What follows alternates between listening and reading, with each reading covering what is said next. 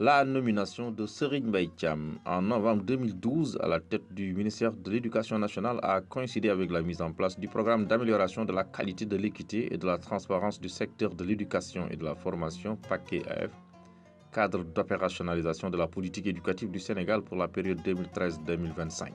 Ainsi, pour la matérialisation de ces différentes composantes, qualité améliorée, accès équitable et gouvernance transparente, Serigne Mbaye Thiam a marqué de main de maître le sous-secteur.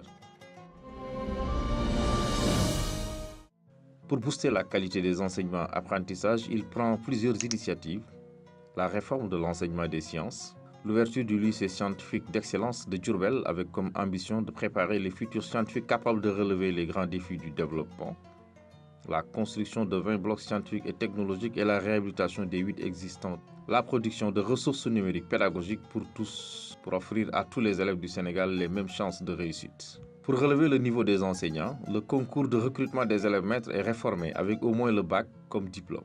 Désormais, des tests de présélection sont organisés suivis d'une formation d'1 an obligatoire sanctionnée par un certificat de fin de stage. Dans le domaine de l'accès équitable et en droite ligne des directives issues des Assises nationales de l'éducation et de la formation, un ambitieux programme de suppression totale des abris provisoires est mis en œuvre. Le coup de pioche du PROSAP, programme Zéro Abri Provisoire, cette ambitieuse initiative du chef de l'État, le président Macky Sall, dans sa volonté d'offrir à l'ensemble des élèves du Sénégal un cadre d'apprentissage approprié, est lancé à Tambacounda. Il vise la construction de 6 369 salles de classe, 4 701 blocs administratifs, 2 498 blocs d'hygiène et 241 500 mètres linéaires de murs de clôture.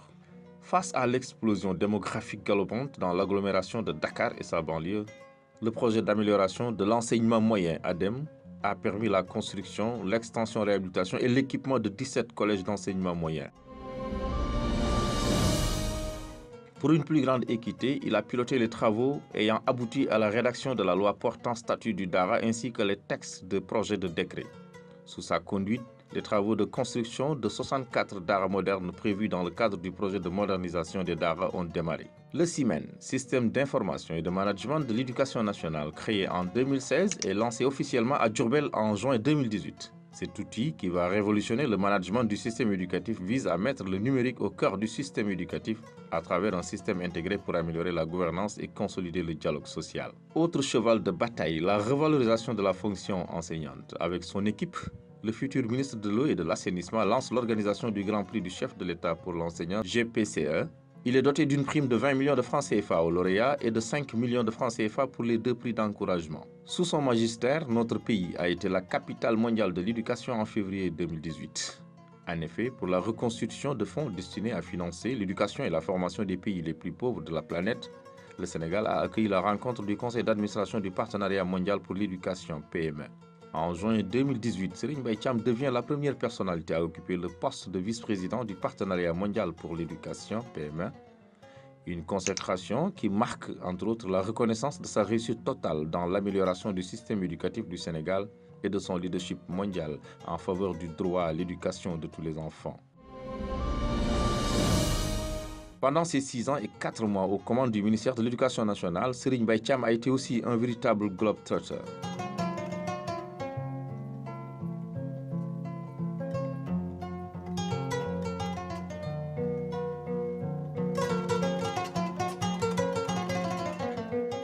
Il a sillonné tout le pays à la rencontre des acteurs de l'école pour l'instauration d'une école pour tous. Last but not least, le Fouta, un voyage marathon jusqu'à des heures tardives de la nuit. Et comme qui dirait, le hasard n'existe pas. Le ministre Serigne Mbaye Thiam, au détour d'une visite dans le Sinthiou Bamambé, rend visite à une dame, Néné Habitalla, pour obtenir sa bénédiction. Et oui, c'était la maman de Mamadou Talla, son jeune frère, à qui il a passé le flambeau pour continuer à irriguer les esprits des milliers de jeunes enfants pour un Sénégal émergent.